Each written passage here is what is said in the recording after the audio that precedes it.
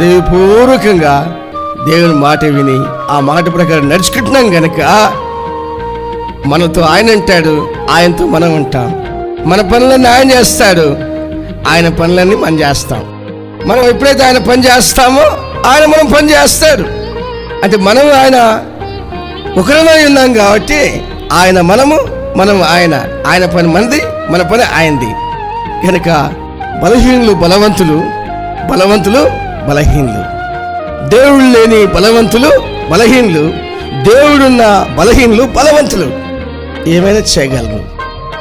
జనాలకు అంతుచిక్కని పనులు చేస్తారు, గొప్ప కార్యాలు చేస్తాడు.